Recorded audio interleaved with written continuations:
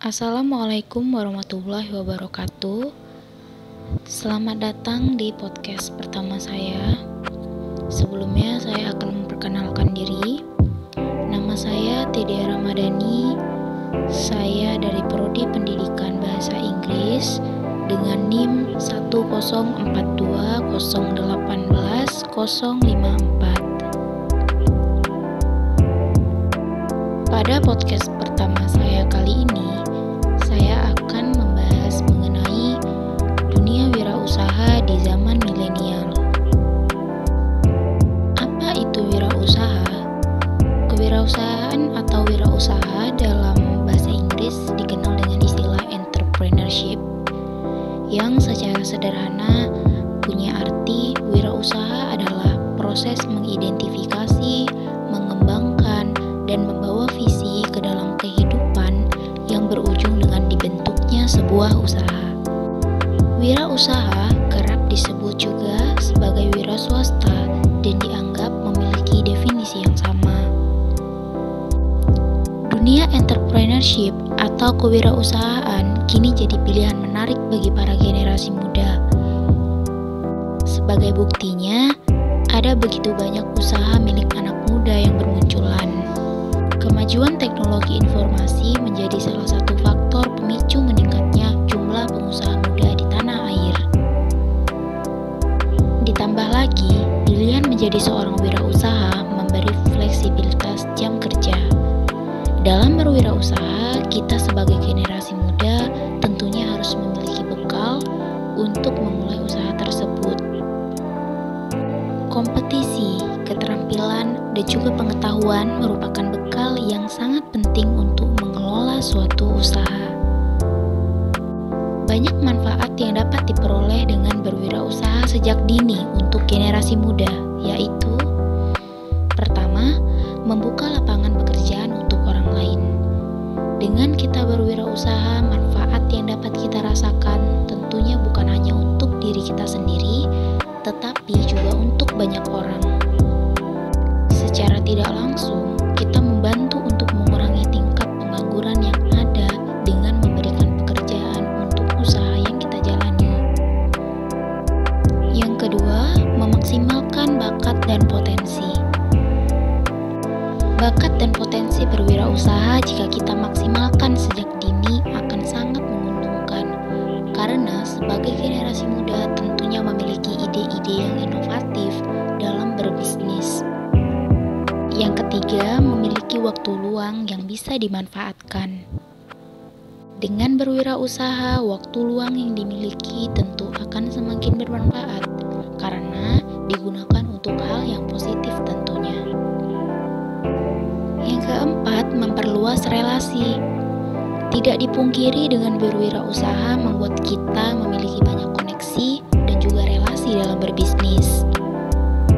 Memiliki banyak relasi merupakan hal yang sangat bagus untuk generasi muda, terlebih untuk memperluas bisnis yang kita miliki. Yang kelima, menjadi pribadi yang lebih percaya diri. Seorang wirausaha tentu akan memiliki rasa percaya diri yang tinggi, dan hal tersebut sangatlah bermanfaat untuk generasi muda dalam berwirausaha. Keenam, memahami perkembangan dan teknologi. Sebagai wirausaha, tentunya kita harus bisa mengikuti perkembangan zaman dan teknologi. Generasi muda sangatlah memahami perkembangan zaman dengan banyaknya media dan platform untuk berbisnis. Yang ketujuh, belajar dari kegagalan. Dalam berbisnis tentu akan menghadapi banyak tantangan. Tentunya sebagai wirausaha kita harus berani untuk mengambil risiko yang besar dan jangan takut untuk gagal. Karena belajar dari kegagalan itulah banyak wirausaha yang sukses saat ini. Yang kedelapan, mengenal selera masa kini. Generasi muda tentunya sangat paham dengan selera yang konsumen banyak minati, karena tidak dipungkiri wirausaha muda sangat pintar memanfaatkan tren-tren yang sedang populer. Yang kesembilan, mempelajari perilaku konsumen. Perilaku konsumen adalah hal penting yang harus dipahami dalam berwirausaha.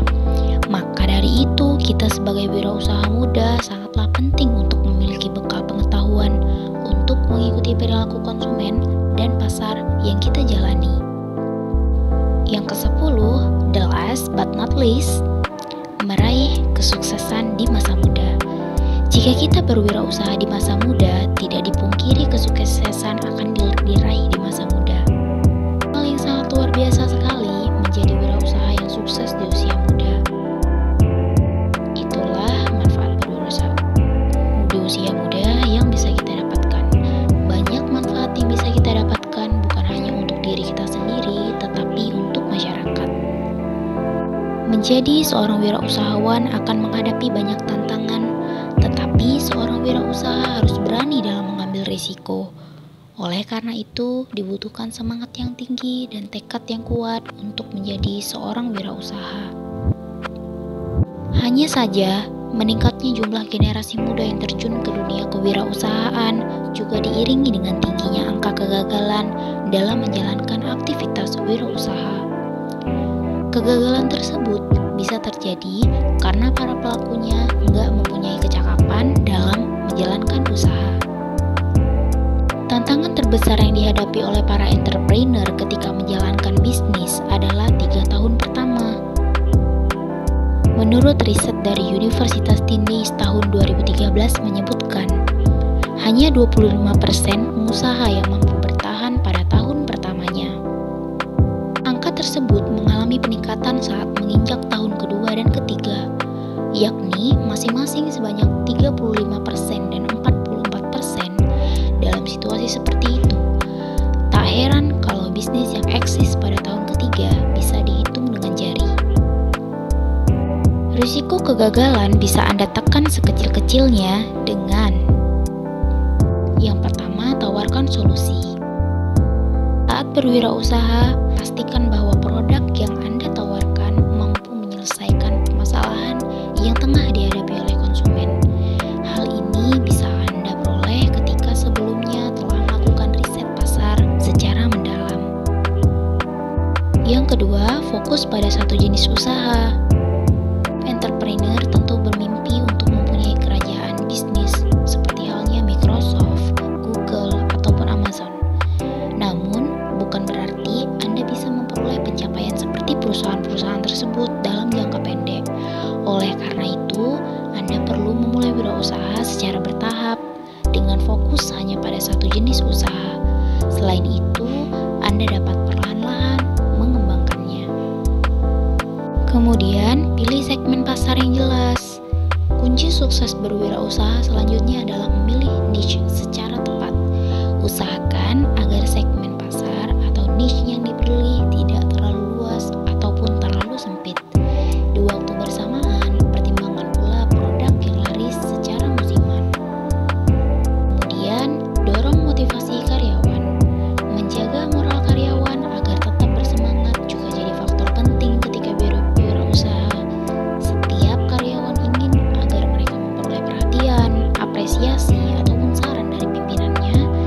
Anda perlu melakukan semua itu dengan memperhatikan kondisi moral karyawan agar tetap bahagia.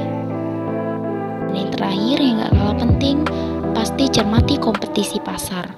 Karena Anda perlu memperhatikan kompetisi pasar. Itu nggak menutup kemungkinan kompetitor akan melakukan tindakan yang bisa membuat produk Anda kalah bersaing. Oleh sebab